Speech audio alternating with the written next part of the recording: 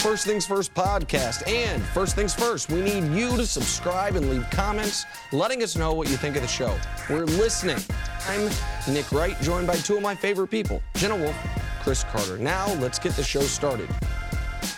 Good morning, everyone. Welcome to Wednesday. Good morning, everybody. Good morning. Cece doesn't know this, but I wore a little disguise and watched him play some basketball in that league yesterday that I was supposed to be in. And? Cece in the first half, pretty good. Came off the bench for, I imagine, the first time in his athletic career. Yeah.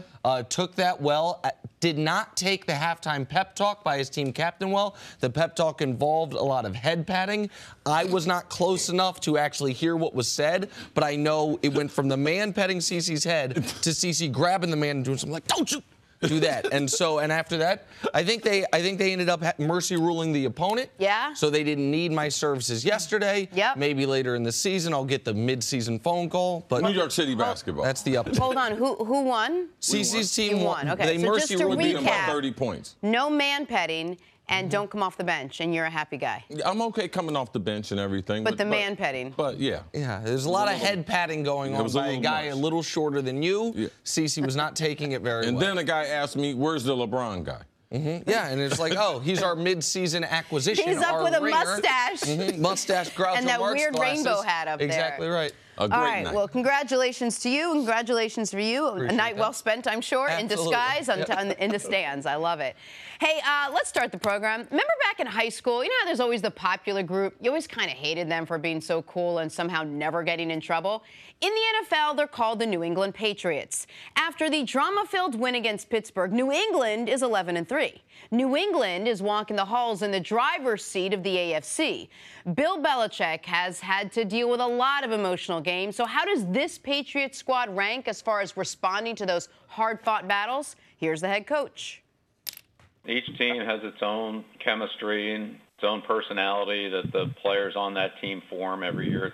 Really, every game is different. It's a constant change in the emotions and in the makeup of the team. So we'll see how we respond each week with this team. I don't know that this team they'll write their own story, and none of us know how it'll come out. We'll see.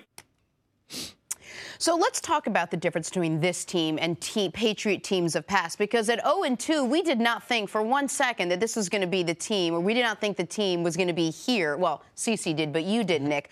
Where does this Patriots team differ from other Patriots teams in the past? Well, this team, it's very different because it's not a balanced team, all right? They have two of the best kickers ever since Belichick's been there, regardless of who they are. Yeah. Punter and kicker.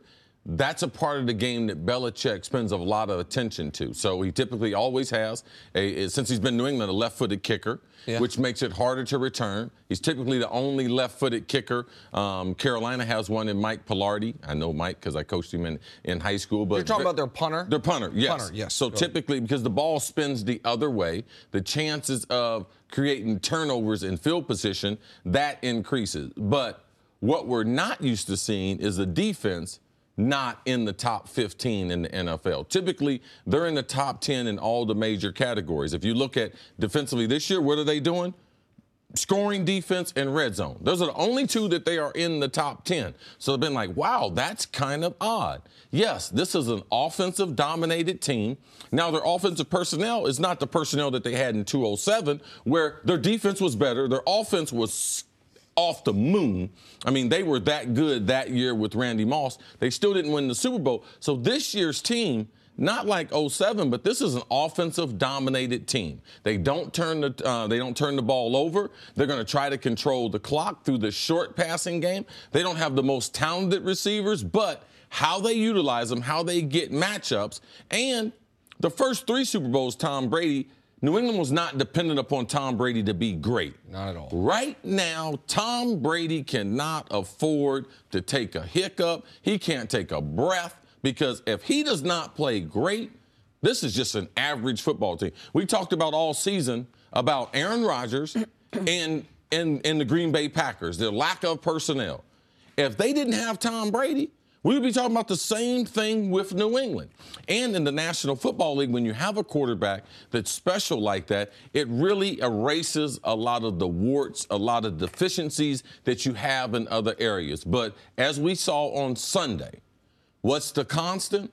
Bill Belichick and how they attack situational football. They will always be experts at that. And this team is no different than all the other teams in that aspect. So the last point is the key point. The one thing, aside from Tom Brady, that has been the constant for 16 years, and even Brady, by the way, his name's been the constant, but his play has not. As CeCe mentioned, first couple Super Bowls, Tom Brady was statistically an average quarterback, an 86 rating, both of those winning years. Yes. It was, as CeCe mentioned, the Randy Moss year that really changed his statistical profile and the way we look at Brady as the gaudy regular season numbers. But the one real consistent has been the Pats will never beat themselves. The Pats will get 2 or 3 wins a year because the other team cannot execute end of half, end of game, timeout management, 2-point conversion decisions, challenge management. Right. And the Pats are,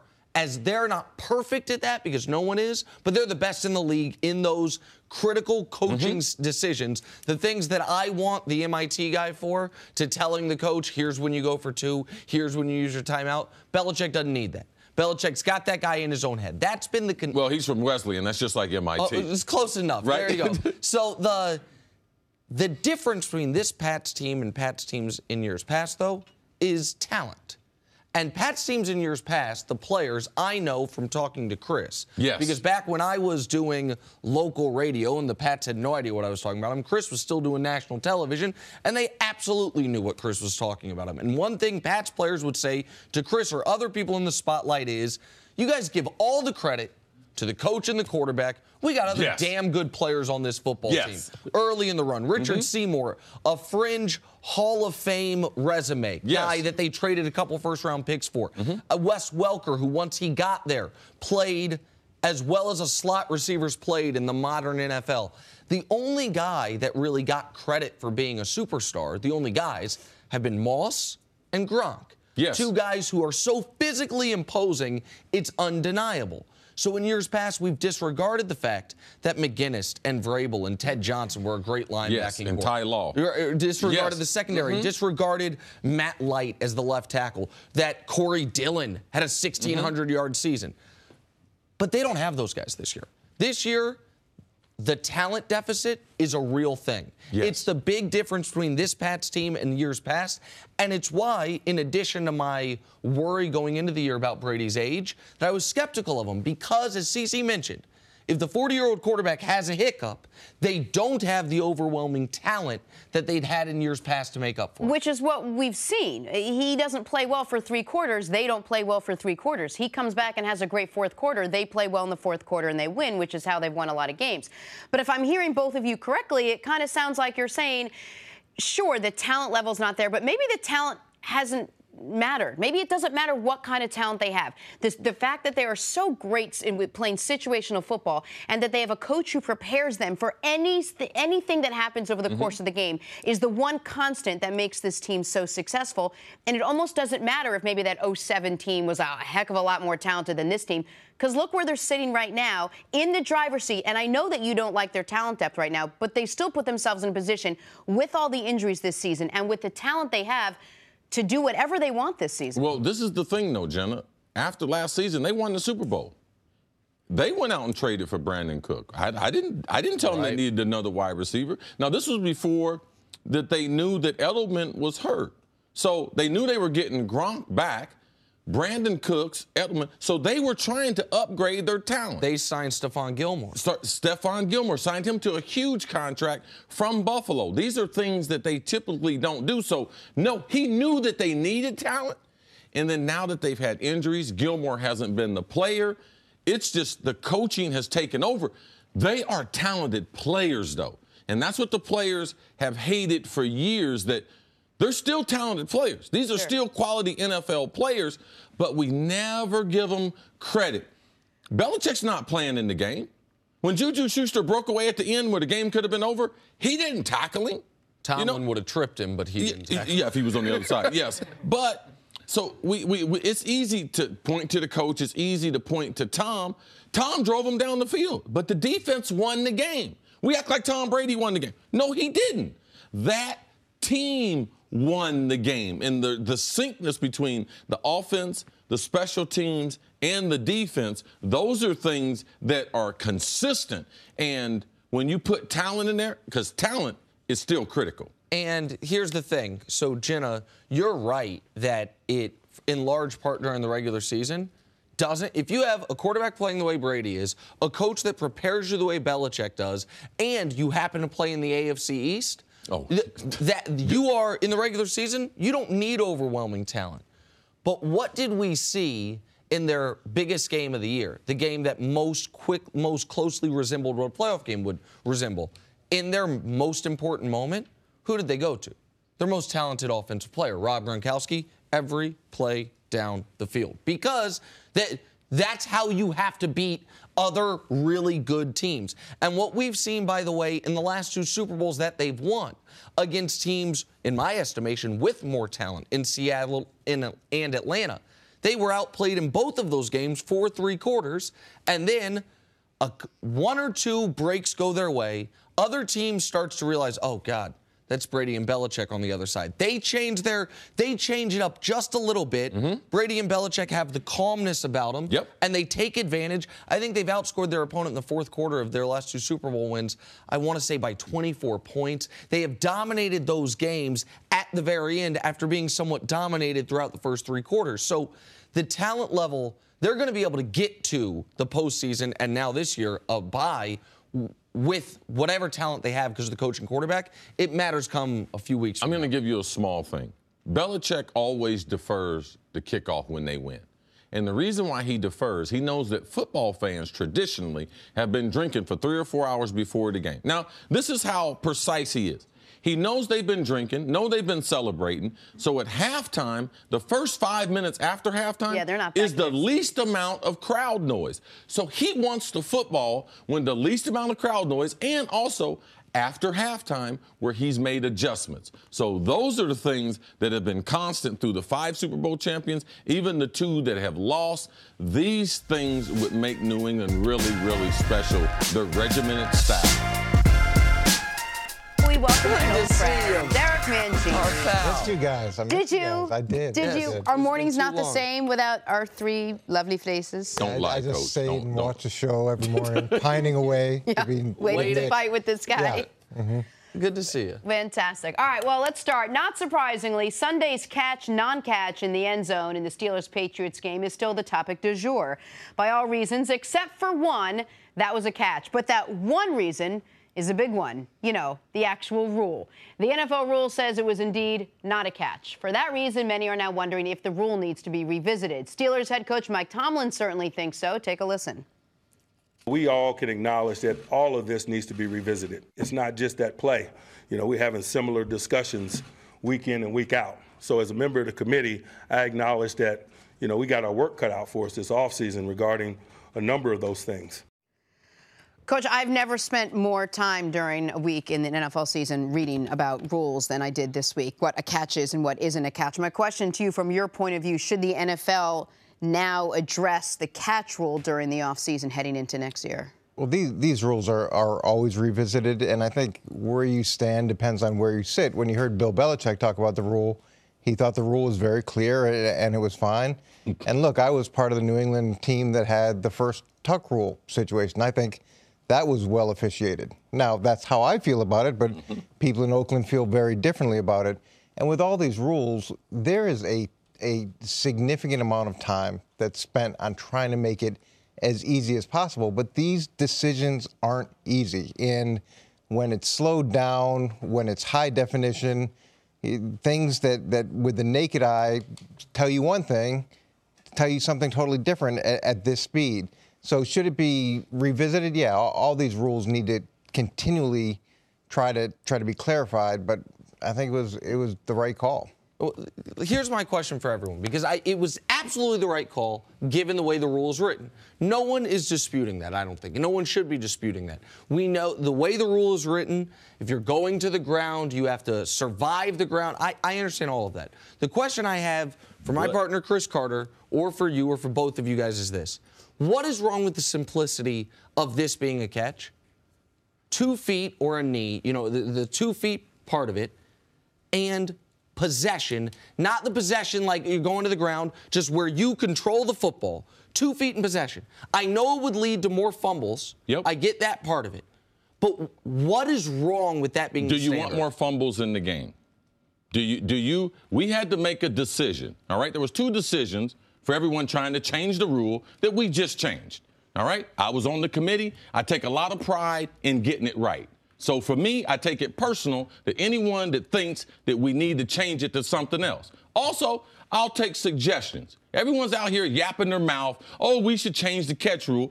Give me some viable solution. I just gave you one. Wait 1 second, all right? Your solution is not realistic because when is possession of the ball? All right? So you're saying anytime the ball is in either 1 or 2 hands and either you have 1 or 2 feet on the ground, that's possession. So what about the bang-bang play? So you get hit you got possession, you got the ball in your hand, as you would call it, a catch, and you got 2 feet down, and then the defender hits you. Yeah. All right? So you know what we have then? We have a fumble. So we had to make a decision. We have to make a rule for when they go to the ground. That's the going to the ground rule. You must survive the ground. And then we had to make a determination as football proceeds, as we throw the ball more, do we want more incomplete passes or do we want more fumbles? And we thought that the game would be better with more incompleted passes than they would with the bang-bang plays. We thought that there would probably be 4 or 5 fumbles per game that wouldn't help the viewer. It wouldn't make the game prettier. It wouldn't even help out the referees. There were 5 bang-bang plays every game, and we decided that the game aesthetically would be prettier without fumbles compared to allowing the bang-bang plays to continue. So it was 2 hands or 1 hand on the ball, 2 feet on the ground, and or a football movement or something that is common to the game. That is the rule. And when you look at it, if you had more fumbles, the outcomes of games are going to be changed dramatically. No stat is more important than the turnover ratio. So we're debating a game that obviously turned on this decision, but there would be multiple games that we would be debating over the catch and fumble situation. Plus, you've got guys scrambling around for fumbles. I mean, that increases the chances of injury and scrums and things like that you're also trying to. You also got dead ball whistles. Dead ball whistles. The referees. Subjectivity becomes even greater in that situation. Okay, so listen, CC, and I can tell you take this very personally, but you asked for suggestions. If you don't like that one, I'm going to ask another one. That's not a good one. Well, okay, in your eyes, that's not a good one. That's fine, but I'm going to offer you another one. Why is extending the football not a football move?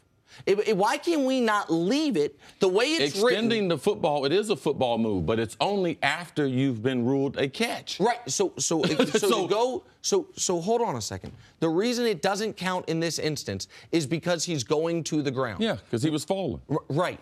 While falling, you guys determined is not a football move. No, it's not. While you're falling, why can you not execute a football move? Why? He has a knee on the ground. He is falling. He has enough possession. It doesn't matter. You don't even get to that stage, Nick. There's 3 or 4 stages in a catch. All right? Falling, he's got to survive the ground. Mm-hmm. So you're saying, okay, if you survive the ground, then you can reach out. Yes. But that's not what I'm saying. You asked for. I understand as it's written now. That's not the case. You asked for suggestions. I am making this. Well, you don't have possession of the ball. But you also see how difficult this is. And there's a lot of people with a lot of experience in the competition committee room. And then it goes from there and it goes to the group of head coaches. And then it goes to ownership and GMs. So these rules have been flushed out and talked about and debated.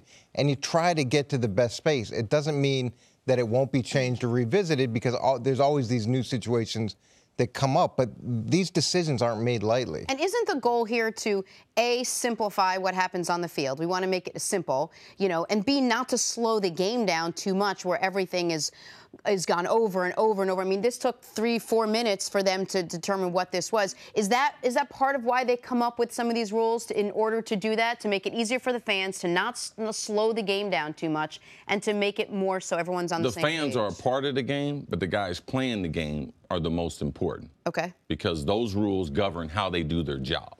But we tend to forget, we think it's just football, but we need to make the rules clear so that the players know how they go about operating and doing their jobs. There's a reason why New England has a no stretching at the goal line rule within their organization. The reason why? Don't put it in the referee. And they know going to the ground is the most complicated part of the catch, no catch rule. Okay, so you made a very good point. You said make it clear for the people playing. So if this We tried to make it clear. You did. Then why does it seem like Pittsburgh either didn't buy into it, didn't know, wasn't aware? When it happens against you, no one wants to accept it. Mike Tomlin knows the rules. He's on the committee. Everybody's going to be angry if it happens against you. But at the end of the day, you just want to get it right because you see how much this affects the future in terms of seeding. Well, according to the NFL, they got it right. No, we did. Right. And what I'm getting at is the reason you work so hard to get it right is because so many futures are affected by these decisions. Yeah, jobs, lives,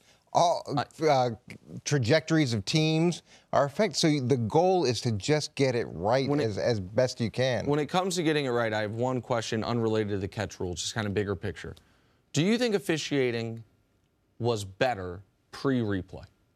No, I don't think officiating was better pre-replay. No. I think the ability to go back and try to make a bad call that's an obvious bad call and be able to clean it up, to me, that's a great thing. And the more that you can just let the players decide the game, to me, that's the goal. And letting the players decide the game, you give the players what the rules are. The rules are clear. There's other rules, too, that we don't like. But if we want to function inside the game, and if catching and throwing the ball is important to you, it's pretty important that you know if you go to the ground, Jesse James, because if Jesse hadn't have fallen, did nobody tell him to fall? He decided to fall because he was nervous. And when he got nervous, that's what put the rest of the play in jeopardy, all right? So he never had possession of the football for what we call it, all right? If you're sitting right there, you're sitting right there. If I hit you in the chin, you fall on the ground, that is not an athletic or a football move. That is called falling. And people have a problem because they think, oh, that's a football move. No, it's not. Back here in First Things First, and Coach Mangini is here again. Coach, thanks for sticking around. Much appreciated. Good to see you, Coach. Good to be back. We are 3 days removed from the catch that wasn't a catch, that was a catch, that wasn't a catch, and the resulting interception thrown by Big Ben in the end zone. But the dust still hasn't settled. Roethlisberger says he should have spiked the ball before the final play and then seemed to point the finger at the coaching staff, saying he wished he had, quote, had 2 plays ready to go. All right, so Coach Mangini, who is more responsible for the end of this game? Would you put this on Big Ben Roethlisberger or his coaches? I'd say they have to share it. So they come out of the review. There's 28 seconds left. It's second down. They had plenty of time to sit on the sideline and talk about the different scenarios. And really, there's only 2 scenarios. It's, okay, if the ball's inbound and the clock's running, what do you want to do on third down? Or if it's not. Right. And so you had all that time to do that. Now, the next play, Ben completes a short pass.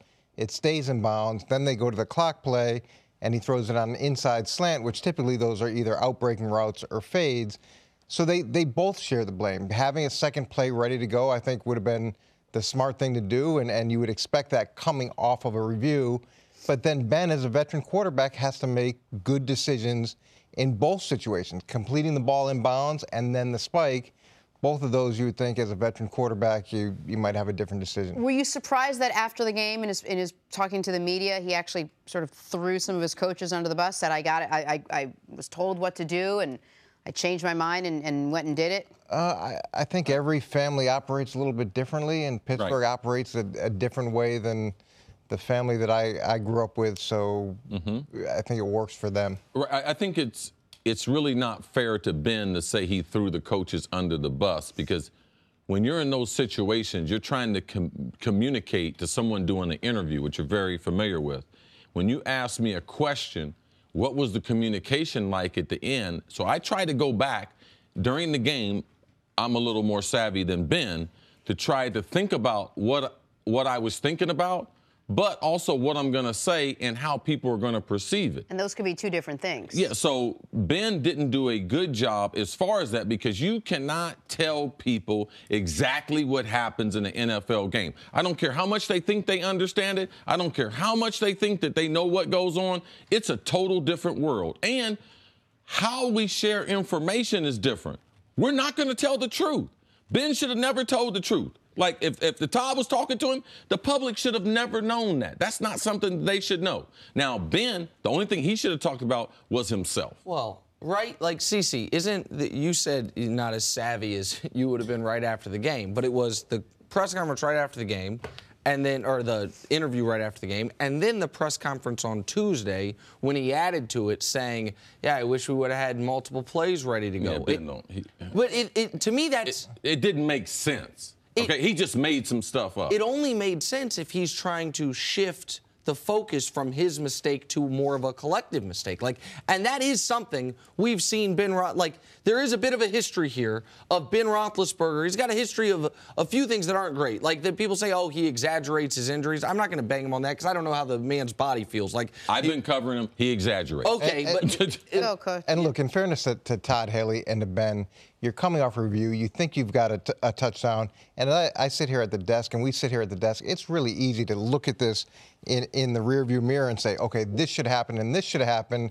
But in that moment, there's a lot of things. There's a lot of variables. There was a lot of mistakes. And there were a lot of mistakes. And you really try to, during the week, practice gotta-have-it plays. And I know I've talked to you guys about this before, yes, where when you get in those critical situations, you know exactly what you're going to do so that you're not discussing it on the sideline, so you're not impulsively or emotionally making a decision that isn't the best decision. And that's something you try to control as much as you can. This is a huge mistake. First of all, when they burned their last time out by getting in Juju Smith-Schuster, getting inside the 10-yard line, they burned their last time out. So you have a time right there. You know you don't have any timeouts. So there's two things we're not going to do. All right? I'm not going to get sacked, and I'm not going to throw the ball where potentially a guy can be tackled in bounds. What happens on second down? Who'd they throw the ball to? They threw the ball to Darius Hayward-Bay on a shallow cross. He should have never thrown that ball to him because there was no way he was going to make it to the end zone. So that was mistake number one. Ben's got his wrist. You got all the plays on your wrist. So for him to say, oh, we should have had 2 or 3, you got the whole playbook right here on your wrist. You're doing 2-minute drills. So that was an excuse. Those are mistakes. And when they went to the review, the only thing that you're thinking about as an offensive player, what play we're going to run next. Right. Because what are they doing during that time? The only thing, because here's the critical point. They were not reviewing whether or not it was marked at the 1-yard line. Exactly. Yes. Because if they're reviewing, it was either score, no score. Which is critical, because if you're reviewing, was he maybe marked at the 1? Then you have a lot. All right, so what do we do if it's called incomplete? What do we do if it's a catch but he's down at the 1? Like, then there's multiple scenarios. It was either we're kicking the extra point, don't need to plan for that. Okay, let's plan for the worst-case scenario. They're going to call it incomplete. Okay, so we know the clock's going to be stopped here. We know we're going to have 2 shots into the end zone with no timeouts. What are we doing? And what are we doing? Like, that's where everyone, and Ben, as a Hall of Fame veteran quarterback, has to be a leader of that part of the discussion. And oftentimes, coaches and players will get criticized for being unemotional. But that's the reason you want to be unemotional in those moments, is because whether it's a touchdown or not a touchdown, the only thing that affects you offensively is if you are going back out there, and then you want to be sitting there. Don't worry about whether it's a score or not a score. What are we going to do, okay, if we have to go back out and play these next 2 downs? But you can get caught up in the emotion and everybody's... They didn't have the go-to plays that you mentioned, and in those situations, you have to know your personnel. Well, what are you talking about, Chris? Well, at that time, Martavis Bryant, he's not in the game. Antonio, he's out of the game. He's at the hospital. So you know who we have as a wide receiver? We have Eli Rogers out wide at 5'9". Oh, the beast that he is. We have Juju Smith-Schuster out wide left. We have Darius Hayward-Bay, who is a glorified special teams player in the game. So when you have those people, you can only throw the ball to 2 people. That's either Juju Schuster or L. Bell, the running back. You do not throw the ball to those other guys unless they are wide open. So for me, not only from a mechanic standpoint, not knowing your personnel, not knowing who was in the game, you're not going to throw a slant to Eli Rogers.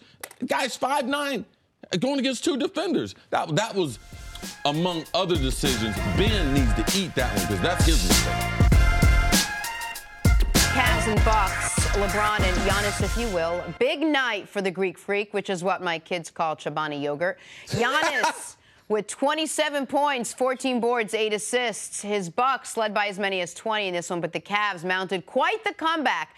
Tied the game with 2 minutes to go until Mr. Antetokounmpo iced it with a layup and a free throw in the final seconds. Bucks win 119-116, spoiling a 39-point effort from LeBron. Here he is after the game.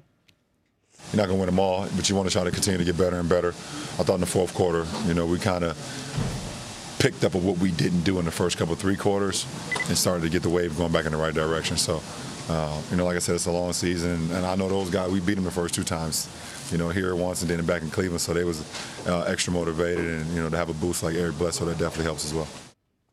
Nick, you were looking forward to this game since Monday. Yeah. On Monday, you were like, guys, this is a good one. Let's just circle that one. Mm-hmm. What did you learn at the end of this one? I learned 2 very important things. One about the Bucks, one about the Cavs. About the Bucks, they're not scared. The Bucks had lost twice to the Cleveland this year already, including Cleveland wasn't playing well.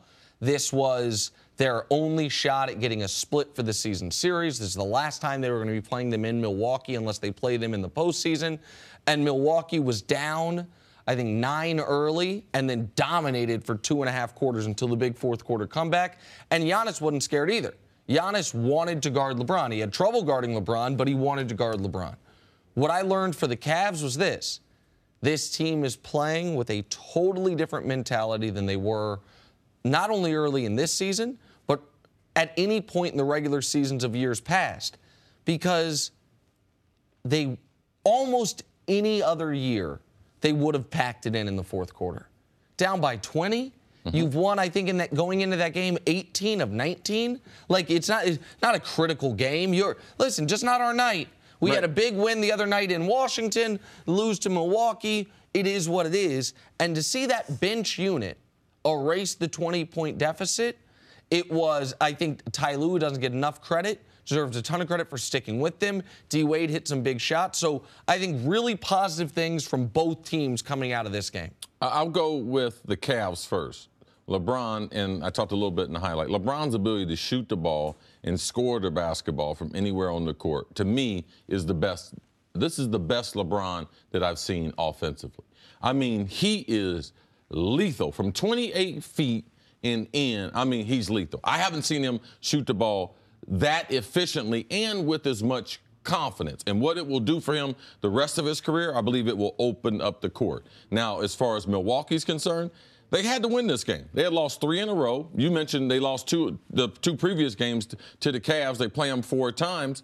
But Eric Bledsoe being added to a young, talented team led by Jason Kidd, the coach there, this was a huge pickup. Who is Eric Bledsoe? We don't know because he's been playing in Phoenix. But you're talking about a quality. A guy can play the point. He can play the 2. He has range, a good enough defender. But what he brings to this team, to me, I thought he was the difference and one of the huge subplots to last night's game. Let's talk about Giannis, because the matchup we all wanted to see was Giannis and LeBron. Is there any way, after what you saw last night, that he might have cemented himself as the second best player maybe in the East? Oh, to me, that's absolutely what he is. I mean, I thought that going into this year, that's what I thought he would show the world, and he's done it. And the fact that he is another one of these young guys that's dominating the league, that might be strong, that is having dominating performances without being able to shoot the basketball is remarkable to me. And one just, like, he can't shoot. Okay, you keep saying that. Explain it to me. Explain to me when he's going to either learn to shoot or will this be him in his career? Like,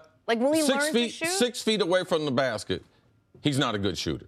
And typically, if that's the case, you are easy to guard. Guys will just play off you. Listen, it's different if you're a 300-pounder. It's different if you're a guy that's playing with his back to the basket. Those guys are never easy to guard. But if you're a guy that's playing on the perimeter and you can't shoot, guys will back up off you. Giannis is such an athletic freak, CC. Even when you're backed up off him, he can get to the bucket. Well, he can get to the bucket very unconditionally. His ability to dribble the basketball. Typically, when we have someone that has that length, they can't dribble, and they're not as athletic. So he can take his guy off the dribble, Jenna, and he's got go-go gadget arm and as far as his length. So even when he takes off from unusual spots on the court, he can get close enough to the rim. That's why it's something that we've never seen, even though we're in the era of greatest shooters we've ever seen. Right. But you can't play zone defense for the most part in the NBA. So if you can dribble and get in the lane and create your shot, you can still be very, very effective. But it's also why the addition of Eric Bledsoe was key. Because you can't have a bunch of non-shooters on the court. This is what we've talked about with Lonzo Ball. If you have a bunch of non-shooters on the court, the defense can contract, and then those open lanes where Giannis can get to the rim, there's an extra defender there. When Bledsoe's out there, it's one of the reasons Tony Snell's valuable to this team, even though he's not a great player. He's a guy you have to respect his three-point shooting. So I went into the year believing that Milwaukee, not Boston, would be the biggest threat to the Cavs in the East. I still believe that because they are figuring things out as it goes on. Wait, you think Milwaukee is more of a threat than Boston to the Cavs? I do, because they're... You must have watched a hell of a game last night that I didn't see. Well, it's the progression of the team as the year goes on. It's the addition of Bledsoe, and it's the length on defense that I think can give anybody trouble. Like, I think Milwaukee's upside in the East is higher than any team except for Cleveland. Yeah, I think Giannis is going to struggle in the playoffs a little more because the style of play is a little rougher, and he's not going to get the calls that you get during the regular. He's going to have to make some shots in the playoffs outside of AP. The Celtics have reportedly been targeting Anthony Davis in a trade. Makes sense for Boston. Davis is averaging 26 and 11. Makes less sense for New Orleans. They don't seem likely to trade him. So let's break this down a little bit. Nick, should the Celtics go all out and try to change their minds? Well, sure. And they might as well go ahead and start leaking to their friends in the media. They're trying to trade for LeBron and Steph as well. The Celtics have done a very interesting thing here, which is they have done what LeVar Ball claims to like to do. Try to speak something into existence. Anthony Davis has not been on the trade block for 1 minute of his NBA career.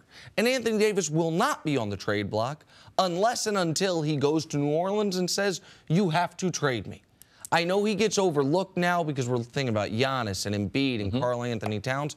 Anthony Davis is 25 years old, one of the 10 best players in the sport, and a guy who we have seen in year 3 of his career was an MVP candidate. Anthony Davis, when healthy, is maybe one of the 7 best players in the sport. And oh yeah, by the way, his contract does not expire until 2021, and he can't opt out until 2020.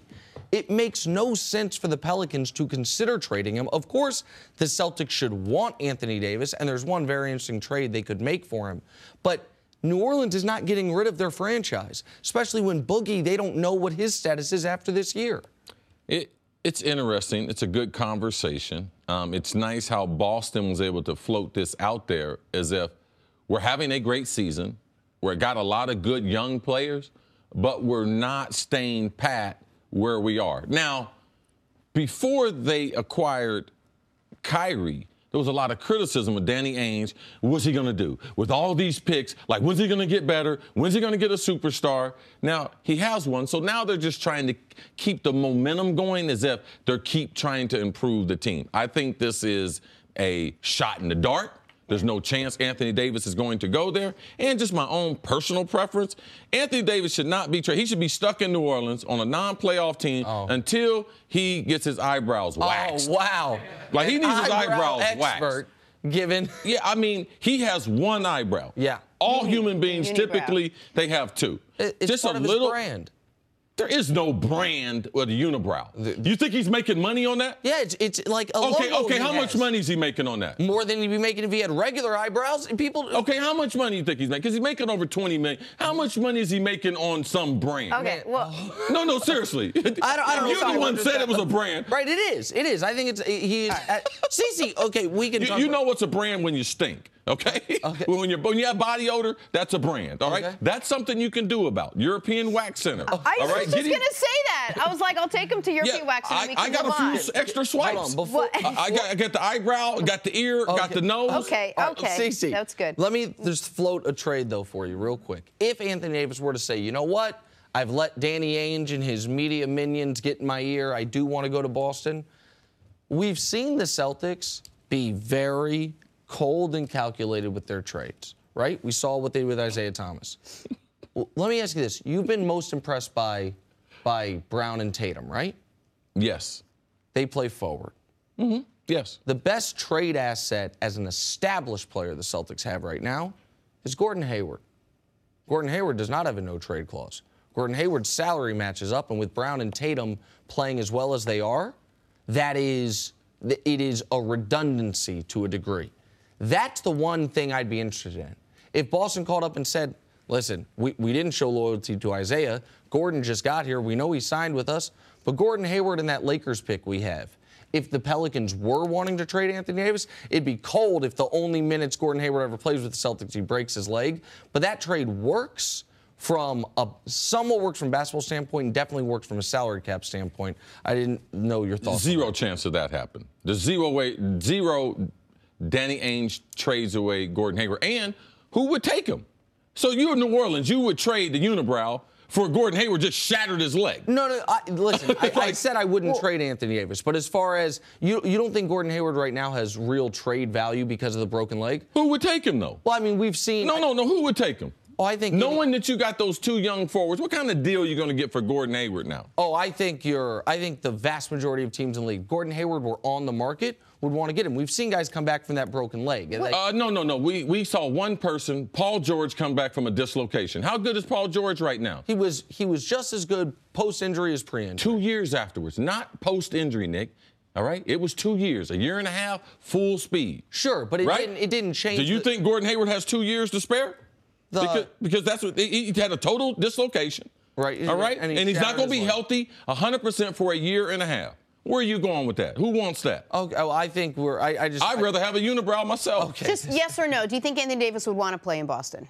He said he wants to win.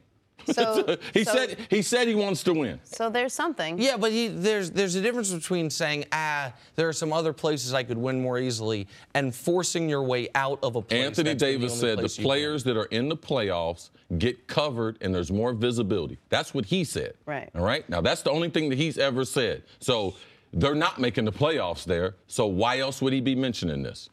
All right, well, we mentioned Paul George. I think it was William Shakespeare who said, expectation is the root of all heartache. And nobody is feeling more heartache in the NBA right now than the OKC Thunder. Expectations were sky high coming into the season, but at 15 and 15, 7th in the West, it seems Shakespeare was right. Is it time for a trade? Russell Westbrook's not going anywhere. No one's going to want Carmelo. So that leaves one Paul George who can walk at the end of the season. CC, good idea or bad idea to trade Paul George? Well, you got to think about it. I mean, the experiment right now, if we were to say, okay, all data's in, all right, pass or fail, the general manager there, Sam Presti, one of the most respected in the league, he would have to say, this is not my best trade that I've ever made. Now, he's made some great moves as general manager, and there's not too many people more well-respected. But you got, after the trade deadline, when he walks, you get nothing for him. So what have you done? The young promising guard, Oladipo, who you traded away, is lighting it up with the Pacers. And then now you're getting ready to lose Paul George to somewhere else. You have to think about trading him. Like, what? How else are they going to improve? Melo is not getting any younger, not going to get any better. Russ is signed long-term, so you're stuck with him. The only way this team gets better right now is to be able to sign Paul George. Paul George is not going to be able to sign an extension with them being mediocre. So you better think about trading him, because the potential of you losing him, the more games you lose, it goes up every time you lose. So here's the tricky part about trading Paul George. When we talk about the Thunder, and we talk about Paul George, we talk about a player that he appears to not be right now. We say, he's one of the 10 or 12 best players in the league. I'm going to do this. Cece, I'm going to just say some names. I'll do it quickly. Just stop me if I say a name that if you were the other team, you would give up the guy for Paul George. Okay? Mm-hmm. LeBron, KD, Steph, Harden, Russ, Kawhi, Kyrie, Giannis, John Wall, Kristaps, Embiid, Ben Simmons, CP3. Ben Simmons. Ben Simmons, you would. Okay? Yeah, absolutely. So, all right, so there's one. Jenna, he can't shoot outside 4 feet. I don't get these non-shooter basketball players. CP3, Klay Thompson, Draymond Green, Karl Anthony Towns, Damian Lillard, Boogie Cousins, Anthony Davis. I mean, all those people at the end, unless it's a big man to a smaller guy, it's hard to make that kind of trade. So, and then I'm going to add one more because there was 20 names I said. Victor Oladipo. Straight up, one for one. Heck no. Think about that. No. Victor Oladipo. No. Paul George was a lot better than him in Indianapolis. No, with the Pacers. So wait, hold on. So you would rather have Paul George than Oladipo? Absolutely. Oh, okay. All right. Yes. When you said heck no, I thought you were saying the other way. So that's 20 guys. You pick 2. There's 2 guys on that, and that was just kind of a back-of-the-napkin top 20 players in the league right now, and I included Oladipo because he was in the trade before. So then you have to ask yourself, okay, so that's not even incorporating the fact that Paul George, whomever gets him, it's a rental. Yeah. So you have a guy who right now is a fringe top 20 player, who you're only going to be getting, unless you're seemingly the Lakers, for the next few months. Like, what would the market be for him? Well, that's why we have shows like this. You can't sit there and have them to have a losing record. Say they missed the playoff. What's the general manager going to say? What's he going to do? No, I'd much rather get something for him than have a bad experience with a year. Isn't that the situation the Celtics are in? Like the Celtics, I'm not saying they would take Paul George, but the Celtics are a team that would love to look for someone this year. They may not need him next year, but they've got a good team and they could compete in the East. You know, not a Paul George, but a guy like him. No, the Celtics are actually the perfect team because him leaving in a year is not. That's what I meant. They're the perfect team, CC. No, because they have Gordon Hayward coming back. No, they're not the perfect team, Jenna, because they got 2 young guys you're going to take minutes away from that are playing the 2, the 3, and the 4. Sure. So it's not the perfect situation. Well, those guys are about to have their minutes taken by the guy that plays the same position as Paul George and Gordon Hayward. In 2 years. No, in one. We'll see how when Hayward comes back from the injury. I think you're overstating how long it's going to take. I'm not overstating when he comes back. I'm talking about when he's 100% healthy. That's what I said. Well, he's going to come back on a day, but he's not going to be the player that he is on that day. Sure, but when he comes back on that day, he'll be taking those minutes. He'll be taking the minutes from those guys no matter what. Okay. And so the reason that I think, Jenna, the Paul George thing, it's interesting for Boston is because of the Hayward situation. But that's where you don't. Which one of their assets they're going to give away for Paul George? That's the problem. The problem is to make that type of trade work. He wants to be with the Lakers. Like if the Thunder would swallow Lou Alding's contract, would the Lakers throw in Brandon Ingram? Like and then clear the decks so they can bring in 2 superstars in the offseason. I just think he's a tough guy to move, even if CeCe talked about them moving him last week. Like, I get the reason you would want to. Right. I don't know what the market for him is right now. Let me ask you another question. What does this say about Russell Westbrook? That he wasn't able to have a guy like Paul George or Carmelo Anthony, 2 guys he was certain that they were all 3 of them going to be able to play together, and they just can't find a way to mesh at all. Is this a comment on him and sort of where he is right now? Russ has. There's going to be a commentary about Russ. And if I'm a great player, I'm worried about playing with him because to me, he does not, like Coach Mangini, he's not a force multiplier. He's not going to make everyone better. Russ is going to get his. He's going to play hard. You like his style, but you can see with Melo. He didn't make Melo better. Definitely didn't make Paul George. This is as bad as Paul George has been post-injury that we've seen. So, yes, it is a little indictment on Russ and how he plays. You saw Chris Paul go to Houston. People say, oh, how him and Harden going to play together? Seems like the rest of those guys getting pretty good with Chris Paul because he's a classic point guard compared to Russell, the unorthodox. Anthony Davis and Boogie also. Well, that took a little more time because they play the same spot, but this year they're playing very well together. Mm-hmm. Another instance, you mentioned seeing how Russ is playing with Paul George and Melo right now. How about the guy that you mentioned having a great year in Indiana?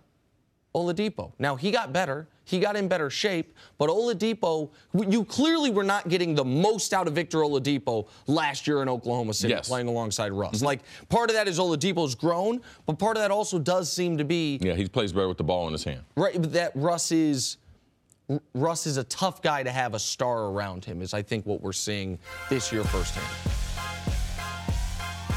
I'm Jenna Wolfe, and thank you for listening to the First Things First podcast. Make sure to subscribe and tell your friends, family, and coworkers about the podcast, which, by the way, is available on iTunes and all your favorite podcast apps. You can catch a fresh new episode every Monday through Friday on FS1 starting at 6:30 a.m. Eastern, 3:30 a.m. Pacific. So long, everyone.